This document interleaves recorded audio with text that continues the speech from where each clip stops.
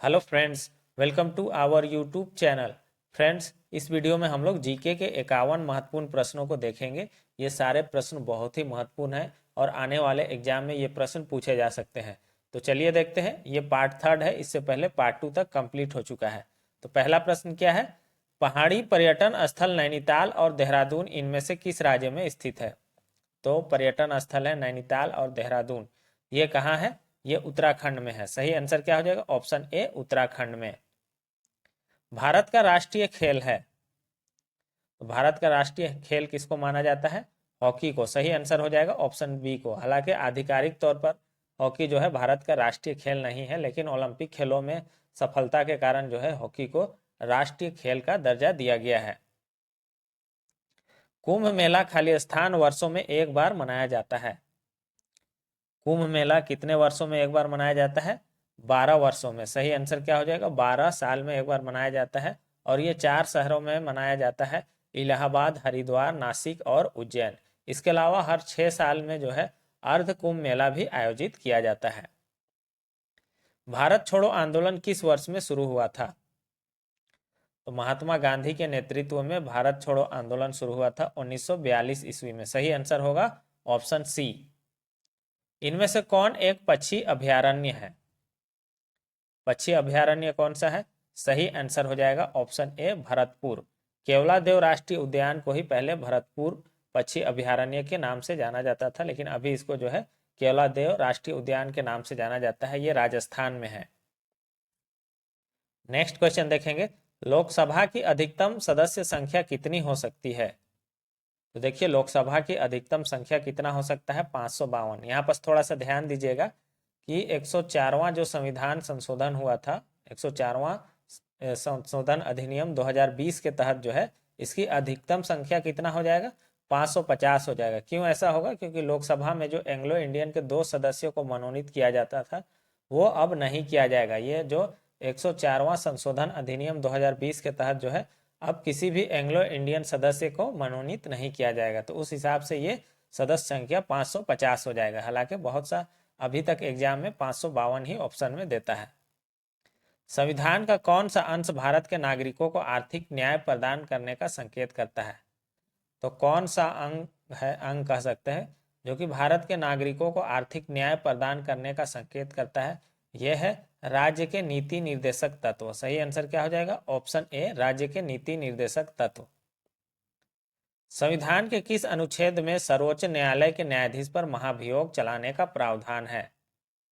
तो कौन सा अनुच्छेद में जो है सर्वोच्च न्यायालय के न्यायाधीश पर महाभियोग चलाए जाने का प्रावधान है?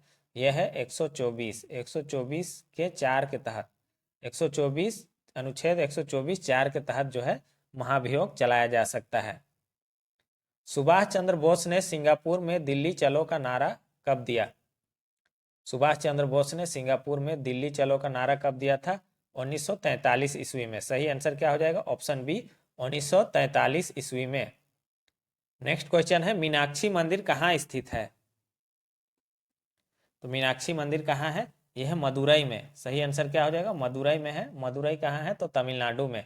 तो ये मीनाक्षी मंदिर मदुरई तमिलनाडु में जो है वैगई नदी के तट पर स्थित है। नेक्स्ट क्वेश्चन देखेंगे। कौन सी एक समिति पंचायती राज संस्था से संबंधित नहीं है? तो 4 समिति का नाम दिया गया है और पूछा जा रहा है कौन जो है पंचायती राज संस्था से संबंधित नहीं है। बलवंत राय मेहता समिति सही है, अशोक मेहता समिति सही है, एम.एल. सिंघवी समिति ये भी समिति था। सही आंसर क्या हो जाएगा? पी.वी.एन. राव समिति का संबंध जो है पंचायती राज संस्था से नहीं है। डोगरी भाषा किस राज्य में बोली जाती है? अब ये राज्य नहीं रह गया है, ये केंद्र शासित प्रदेश हो गया है। सही आंसर क्या हो जाएगा? जम्मू कश्मीर में डोगरी भाषा बोली जाती है। इसके अलावा ये हिमाचल प्रदेश और पंजाब के कुछ क्षेत्रों में बोली जाती है। तो संविधान में जो 22 भाषाएं हैं उसमें ये डोगरी भाषा भी शामिल है।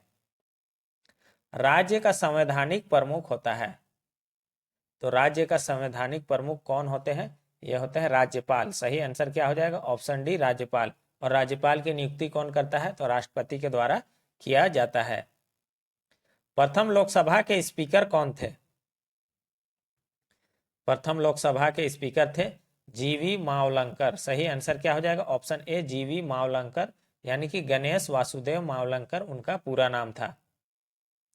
हमारे संविधान के मूल अधिकार किस संविधान से प्रेरित हैं?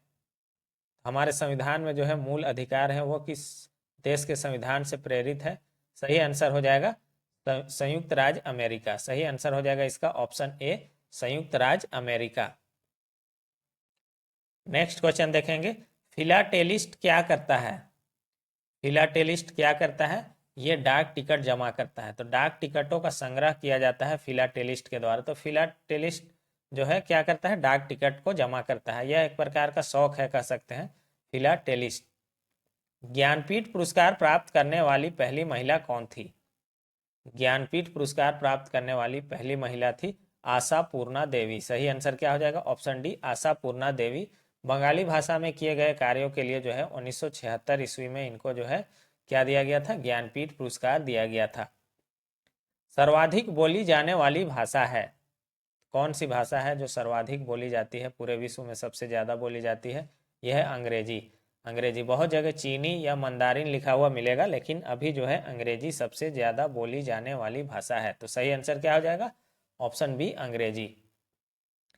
डॉक्टरों द्वारा रोगी व्यक्ति के पेट के आंतरिक परीक्षण में प्रयुक्त अंतर्दर्शी एंडोस्कोप प्रकाश के किस पर निर्भर करती है? तो एंडोस्कोप जो डॉक्टर यूज करते हैं एंडोस्कोपी में, किसका प्रयोग जो किया जाता है वह किस पर निर्भर करता है, ये पूछा जा रहा है। तो वह पूर्ण आंतरिक परावर्तन पर निर्भर है। सही आंसर क्या हो जाएगा? पूर्ण आंतरिक परावर्तन।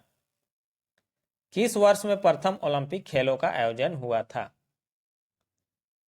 तो यहाँ पर ध्यान देने वाला बात है कि प्रथम ओलंपिक खेलों का आयोजन हुआ था 776 ईस्वी पूर्व में। अगर पूछेगा कि प्रथम ओलंपिक खेलों का आयोजन कब हुआ था, तो 776 ईस्वी पूर्व में। और अगर पूछेगा आधुनिक ओलंपिक खेलों का आयोजन कब हुआ प्रथम बार, तो यह हुआ था 1896 ईस्वी में, ग्रीस के एथेंस में हुआ था। तो दोनों पॉइंट याद रखिएगा, प्रथम ओलंपिक खेल 776 ईस्वी में, ईस्वी पूर्व में, और आधुनिक खेलों का जो है आयोजन 1896 ईस्वी में ग्रीस के एथेंस में। इनमें से कौन सा बांध कृष्णा नदी पर है? तो कृष्णा नदी पर कौन सा बांध है? नागार्जुन सागर बांध। सही आंसर क्या हो जाएगा? ऑप्शन ए इसका सही आंसर होगा। किस देश को आग और बर्फ की भूमि के रूप में जाना जाता है? तो कौन सा ऐसा देश है, कौन सा जगह है जिसको आग और बर्फ की भूमि के रूप में जाना जाता है? यह है आइसलैंड। सही आंसर क्या हो जाएगा? आइसलैंड को। किसे दरवेशी राजा के रूप में जाना जाता था?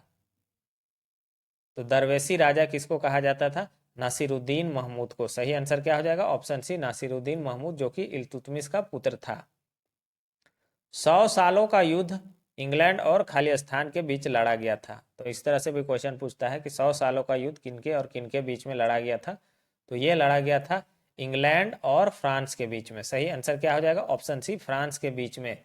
ये जो है कब से कब तक लड़ा गया था? तो 1937 से 1337 से 1453 तक। कब से कब तक? 1337 से 1453, यानी कि ये 100 से ज्यादा, लगभग 116 साल तक ये युद्ध चला था।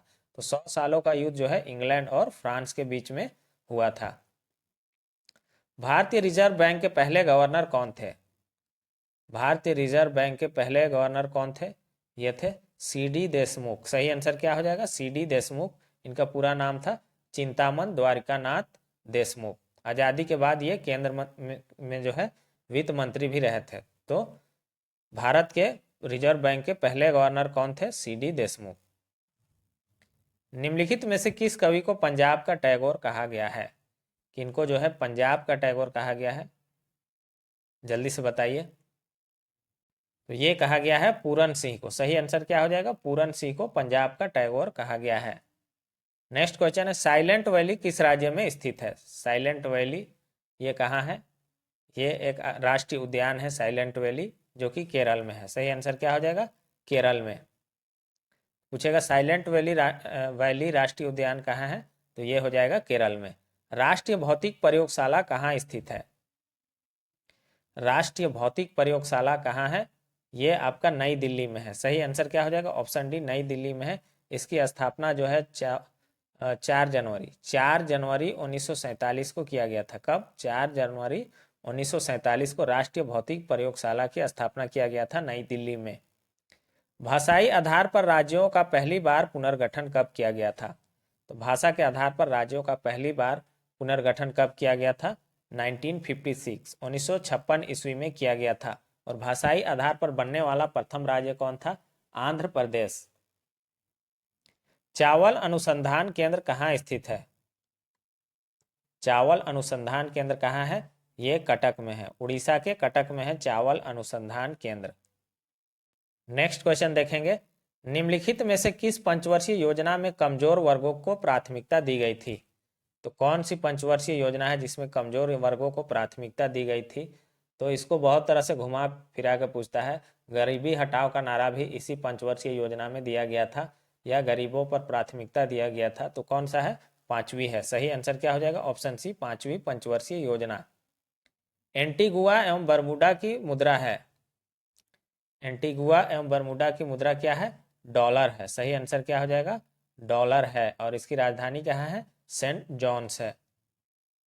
एमएसआई का विस्तार क्या है? एमएसआई का फुल फॉर्म पूछा जा रहा है, आसान है, मीडियम स्केल इंटीग्रेशन। एमएसआई का फुल फॉर्म क्या हो जाएगा? Medium scale integration. एलएसआई हो जाएगा लार्ज स्केल इंटीग्रेशन। संविधान का कौन सा भाग पंचायत से संबंधित है? संविधान का कौन सा भाग है जो पंचायत से संबंधित है? भाग 9। सही आंसर क्या हो जाएगा? ऑप्शन ए, भाग 9। पंजाब की राजधानी कहाँ है? बहुत आसान प्रश्न है। पंजाब की राजधानी कहाँ है? तो ये है चंडीगढ़। पंजाब और हरियाणा दोनों की संयुक्त राजधानी है ये चंडीगढ़। नेक्स्ट क्वेश्चन देखेंगे, येन मुद्रा है, तो येन जो है कहाँ की मुद्रा है? ये जापान की मुद्रा है। सही आंसर क्या हो जाएगा? जापान की मुद्रा है। इटली की मुद्रा को लीरा कहा जाता है। नीदरलैंड की मुद्रा जो है यूरो है।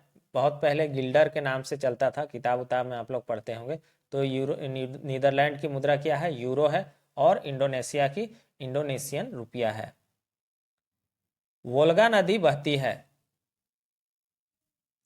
वोल्गा नदी कहाँ बहती है?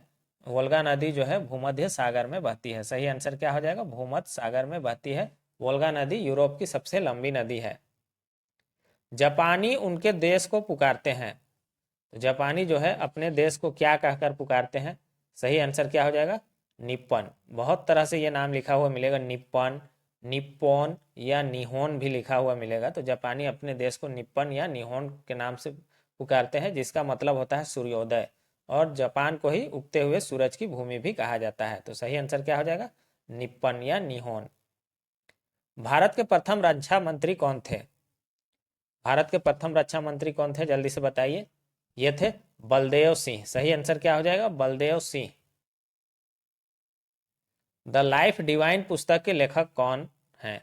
ये भी बहुत इंपॉर्टेंट बुक है। द लाइफ डिवाइन, इस पुस्तक के लेखक कौन थे?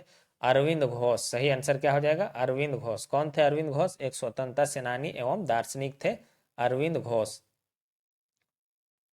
नेक्स्ट क्वेश्चन है, यदि पृथ्वी पर पाई जाने वाली वनस्पतियां समाप्त हो जाए तो वायुमंडल में किस गैस की कमी हो जाएगी?